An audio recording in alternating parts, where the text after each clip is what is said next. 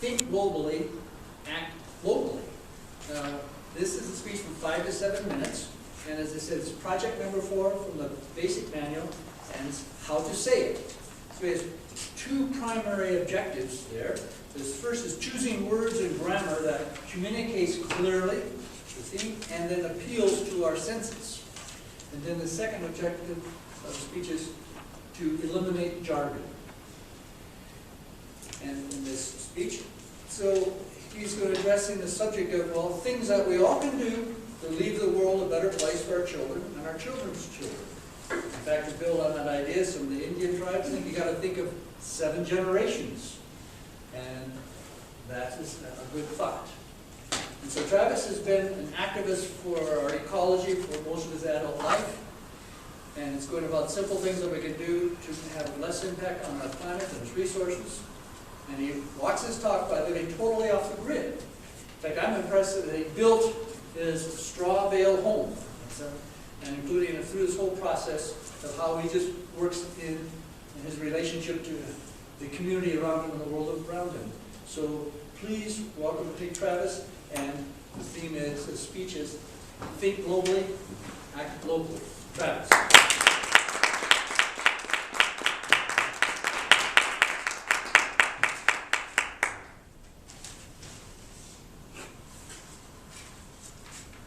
I'm guessing that most of you have heard that phrase. If not, I will kind of elaborate on it a little bit with my twist to it. So, acting globally by rethinking locally. We all want to leave the world a better place for the next generation than we have it today. That's just something that's in human nature, I believe. But the question we all have is, well, how can we do this?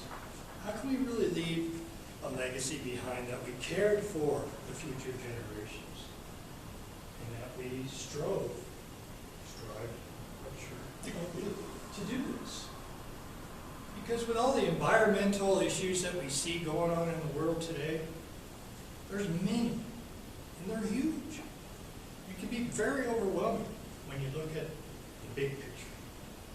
So what I'm suggesting is that we all do small things, steps that we can do in our own personal lives that don't seem huge, but every time we do one of these, it inspires other people to treat our planet and our resources in a similar fashion. Some of the things that I'm going to recommend, you've heard of, and they're very simple. One that you've heard many times, I'm sure, and there's been some incentive to do it, is to change all your light bulbs in your home to compact fluorescents. People say, oh, well, those are really expensive, I can't afford those. Well, when I first built my home, they were about $14 a piece. That was 14 years ago. Nowadays, you can go to Home Depot, get a 3 to 5 pack for about $8. So they are still a little more expensive than incandescent bulbs, but they use a fraction of the electricity, and they last at least 10 times longer. So you don't have to be a mathematician to figure out that pays for itself pretty expedient. One of the other things is to weatherize your home. Seal off all the drafts you've got. Put that plastic up over your windows that you shrink with a hairdryer. I do that every year, and the change is tremendous in what that does. Insulate. Check your attic, check your basement. Insulate. Not only is this giving you immediate returns and improved heating and cooling in your house, but it's increasing the value of your home.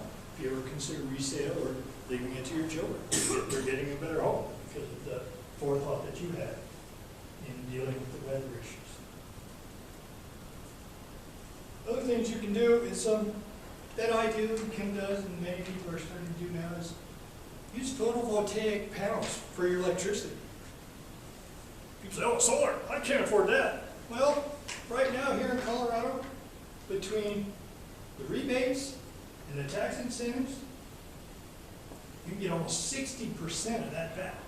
What kind of investment can you make and get a 60% rebate in tax cuts immediately. And the benefits, the long-term benefits of that are numerous. I'm sure you can think of, okay, I don't have a monthly power bill anymore. I don't have brownouts and blackouts. Brownouts ruining your equipment. Blackouts leaving your freezer to defrost. Catch rainwater. Okay, maybe not quite like that, but last year, 2 years ago now, Colorado finally made it legal to catch rainwater. Now, how could that have been that it was illegal to catch rainwater? It just was. They thought they owned everything falling from the sky. It's not yours. You can't use it. You can't do anything with it. Now it's legal. Depending on the municipality you're in, will determine how much you can catch and use and so on and so forth. But it's a great resource. It's free. You're not stealing it. You're corralling it and using it for uses that you would otherwise be using your drinking water that you're paying for, that's cleaned and piped to you and all these infrastructure costs. That's something that's pretty simple to do. Buy and use recycled paper. I mean, it used to be 10 years ago, it was near impossible to find any good recycled paper products. Nowadays, it's everything. From paper towels, to bags, to computer paper.